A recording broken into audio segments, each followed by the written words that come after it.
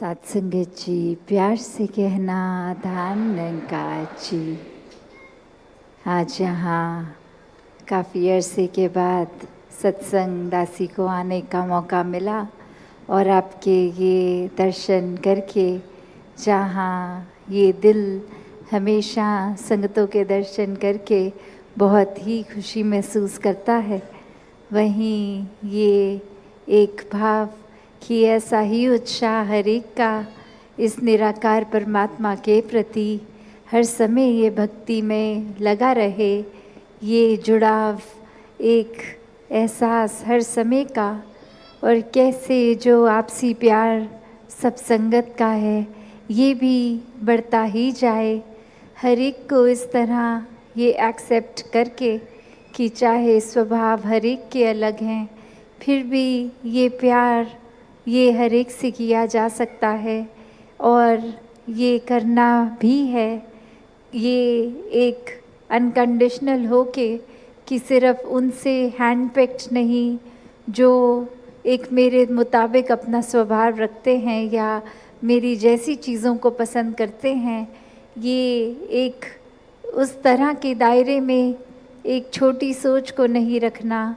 ये खुल के हर कोई जहाँ हर एक को एक्सेप्ट करता रहे, और बात वही कि जब भी कोई कमियां हैं वो खुद में पहले ढूंढी जाए, और फिर उसके बाद अगर लगे कि खुद हम पूरी तरह से ठीक हो गए हैं तो फिर ये औरों की तरफ भी अगर देखा जाए तो उस नज़र से नहीं कि किसी की कमियों को उछालना है, पर उस नज़र से कि एक उनसे बात करके उनके भी बेहतरी के लिए उनको समझाकर एक दिल से दिल का जुड़ाव रखते हुए, एक शुभ चिंतक वाक्य ही बनते हुए हर एक को फिर वो सुधार करना है। और ये बहुत ही स्वाभाविक भी हो जाता है जब इस निराकार को देखकर मन में पहले बसाया जाए, इससे प्रेम किया जाए, तो ऐसा ही भाव संतों ने भी हमेशा समझाया कि कैसे अपने जीवन में हर समय ये कोई भी कार्य करते हुए ये भक्ति उस समय भी की जा सकती है जब कोई काम किया जाता है, ये प्रेम भी हर समय, ये प्यार भी किया जाता है, तो भी वही एहसास मन में रहता है कि परमात्मा जब कण कण में है, हर एक में है,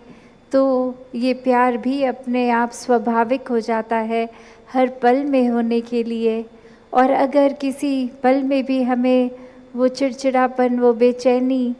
का एहसास है, तो वो समय है जहाँ हमें अपने अंदर झांक के देखना है कि अगर ऐसा महसूस हो रहा है तो ये हमारे अंदर का प्रेम, ये सहनशीलता, ये करुणा, दया, ये ऐसी विशाल मन को हमने कहीं खुद ही तो संकीर्ण नहीं कर लिया, और ये काम खुद पे तो फिर कुछ समय का नहीं होता। ये हर पल इस निराकार के एहसास में रह के खुद की बेहतरी के लिए एक शिक्षा जो सत्संग से भी मिलती है, और सत्संग समाप्त होने के बाद भी पूरे संसार से, ये कण कण से भी मिलती है। तो ऐसी ही शिक्षाओं को एक अपने अंदर डालकर अपने जीवन को वरदायनीय जीवन बना लें, एक हर एक के परोपकार में लगा लें। ये कोई छटाई करके एक अपने मन मुताबिक बातें और लोगों को नहीं अपनाया या एक दूर किया जाए, ये हर समय के लिए मन के भाव हों कि हर कोई अपने जीवन में भक्ति को अपनाता रहे, एक दूसरे के लिए आदर सत्कार ही मन में हो। तो ऐसे जो बात ये बोलने के लिए तो बहुत ही बेसिक है, शायद कोई छोटे बच्चे को भी ये एक छोटी उम्र से स्कूल में भी शिक्षा के तौर पे एक मॉरल साइंस के रूप में भी बताया जाता है, तो फिर ये ताउम्र बात को क्यों रिपीट किया जाता है। तो बात वही कि अगर सीखा है तो हो सकता है वो कुछ पल के लिए उस तरह से बात प्रभाव छोड़े, पर अगर वो अंदर से ही बात रहती है तो वो हमेशा के लिए रहती है। उसकी कोई शेल्फ लाइफ छोटी कम देर के लिए नहीं, वो गुण फिर हम पहले खुद ही बन जाते हैं। तो जब हम खुद ही वो गुण बन गए, चाहे वो प्रेम बन गए, चाहे विशालता बन गए, चाहे अनेकों गुण जो जो भी हैं, वो बनते जाएंगे तो जीवन भर वो स्वभाव में भी टिकेगा। तो ऐसा ही जीवन भक्तों का रहा है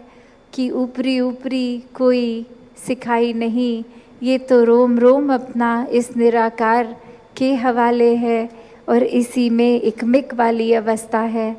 तो ऐसा ही भक्ति भरा जीवन हर कोई जीता जाए, सेवा सिमरन और सत्संग को प्राथमिकता देते हुए अपने जीवन के हर काम किए जाएं और उसमें भी फिर वो सेवा रूप ही होगा, चाहे वो किसी प्रकार का भी एक ठीक नियत से किया गया काम हो, कोई चतुर चालाकियाँ ना उसमें मिलें। तो दातार हर एक पे कृपा करे कि हर एक के दिल और कोमल होते जाएं, हर एक के मन के भाव और शुद्ध होते जाएं, हर कोई निष्काम भाव से सेवा करता जाए, एक पूरे संसार के लिए ही एक हमारा एक कंपैशन भी मन में हो और उसी तरह फिर ये पूरे समाज के लिए, संसार के लिए अपनी कंट्रीब्यूशन वो पॉजिटिव हर कोई देता जाए। सत्संगत जी, धन्यवाद जी।